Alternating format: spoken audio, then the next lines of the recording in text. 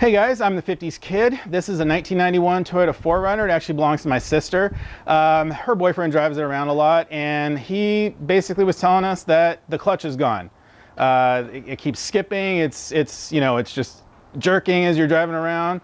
And so we trusted him. We ordered a new clutch kit because that way I can just have it all here and be ready to go. But turns out I shouldn't have trusted him because I got it here and the thing has a misfire. So yeah, so let's go ahead and take care of a misfire, and I'll show you how to diagnose it, and hopefully we can figure out the problem and fix it. So let's get started. So I think you guys can clearly see that the engine is shaking here.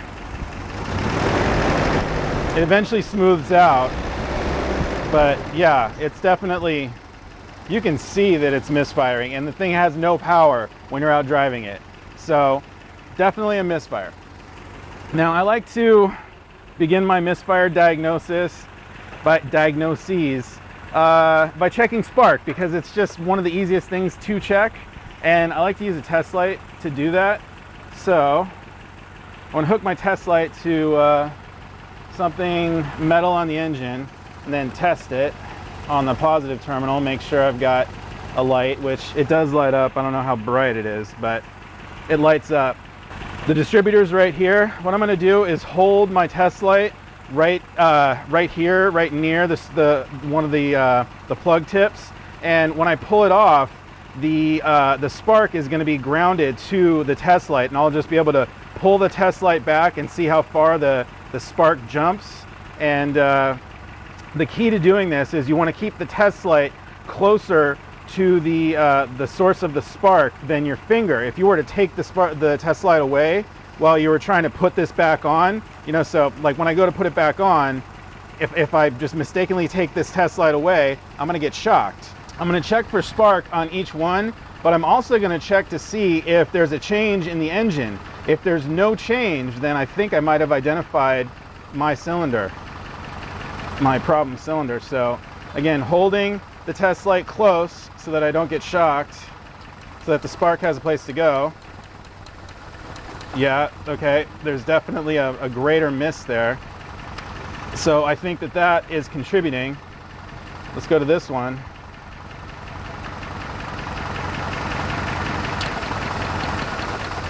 Yeah, there's more of a miss there. So I think that one's contributing.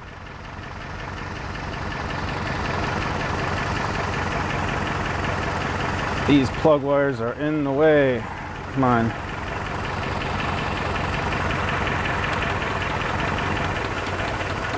Yeah, that one's contributing. Come on.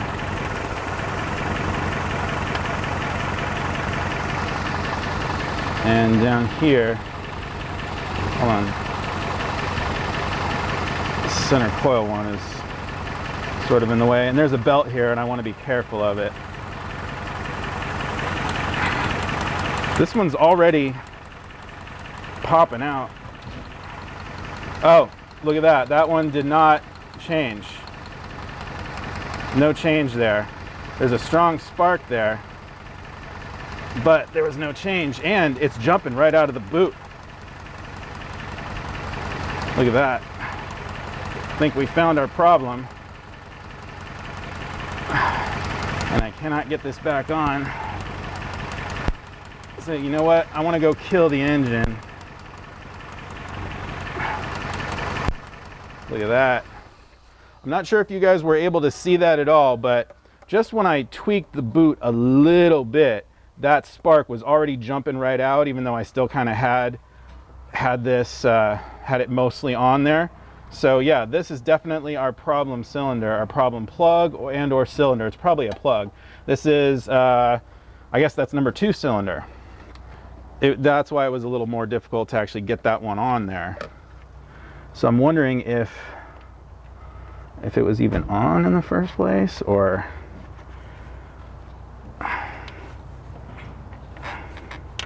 what. Let's go ahead and okay, now that I got it back on, let me make sure that these are all on good. Okay, my helper is going to start the engine up. Yeah, so we still have that same problem. So I'm definitely suspecting that plug. So, okay, kill it. Okay, well, we're on to something. So that was number 2 plug right over here. I'm gonna pull that sucker out, and it looks like the tip of it stayed behind on the spark plug. So that's not good at all. Oh, yeah, like the wire just kind of pulled out right there. So you know what? I really don't think we need to go any farther. I was gonna hook up a spark tester and just see if we had spark at the other end there, which, you know what, maybe we can still do. But actually, no, I don't think so, because that wire just kind of came right out. The end of it that was crimped in there. If you guys can see that. I'm on the wrong side of the camera, I can't see here. Okay, yeah, so if you guys can see, the tip inside there totally came out, and the little end of the wire just came off. So problem found. We're gonna go ahead and get new plugs and change the not new plug. We're gonna, you know what, we'll get new plugs, we'll get new HT leads, and we'll just change them. Okay, so we just changed the spark plug wires really quick. We'll change the plugs later, but we just wanted to confirm that it was absolutely just the wires. So go ahead, start it up. Oh yeah, way better. Way better. I can already see that it's not shaking over here anymore. Problem solved. We're gonna go ahead and change the plugs too anyway, because we bought them, but there we go. So guys, look at the difference in the size of the tips. You can definitely see that this old plug was done. It needs to be replaced. So it is a good idea to keep these around just in case you ever have, like, if you're taking off a hose or something, you want to stop it leaking. Usually these are just the perfect size to stick in the hose. So keep the old spark plugs around. They're useful. I like to use a spark plug socket that has a little rubber thing on the inside. And I definitely like to put anti-seize on the threads of the spark plug. Just, you know, I mean, I'm in California here. We don't usually have corrosion problems, but, you know, there's gonna be that one time where I don't do it and it comes back to bite me.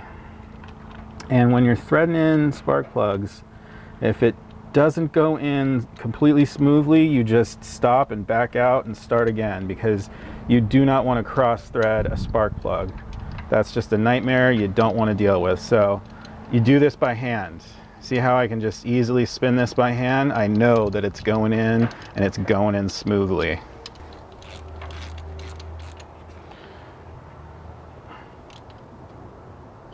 And you just kind of feel for when, you know, you're not doing it hard. You're just kind of, you're doing it. And when it just kind of stops, that's good. You want it to be tight. You want it to, you know, you want it to be airtight, but you don't want it to be so damn tight that you're going to strip the threads out, because that's just another nightmare you don't want to deal with. So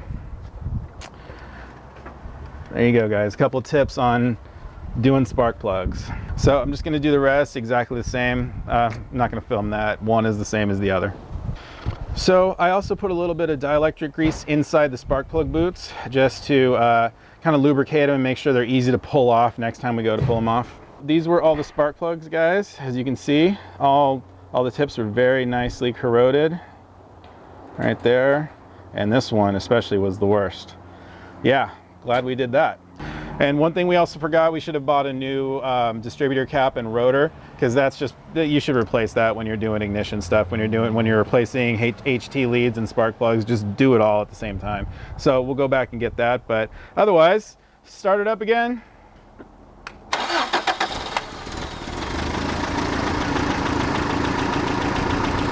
Thing's quieter. So the idle is right at 800, 750, which is right where it should be. The thing seems to be purring like a kitten now.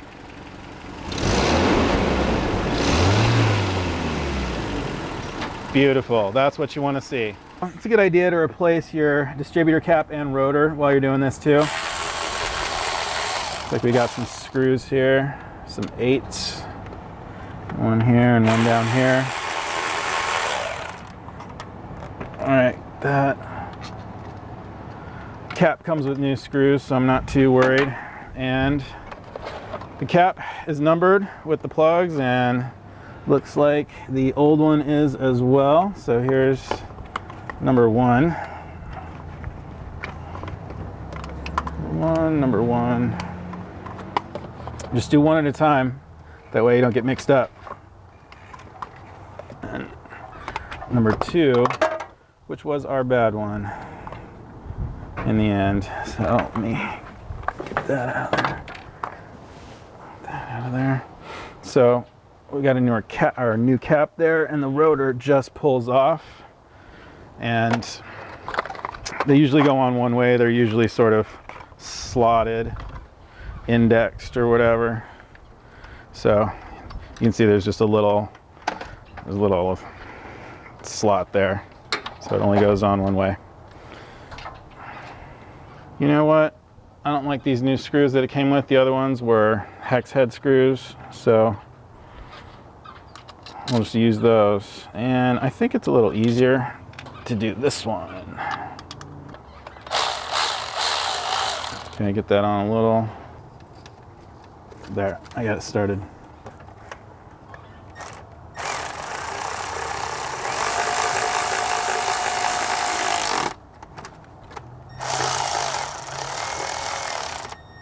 Looks good. Just double check that they're all in. Let's start her up. Perfect. Nothing's rocking. Idle's at a perfect 800. Now we're good. All right, well, you know, I think maybe I'll give him some playful ribbing about, you know, thinking it's a clutch when it's actually just a misfire, but whatever, you know what? The problem's solved now. I'm happy. I hope you guys learned something. If you enjoyed the video, please like and subscribe. I'm the 50s Kid. Thanks a lot for watching.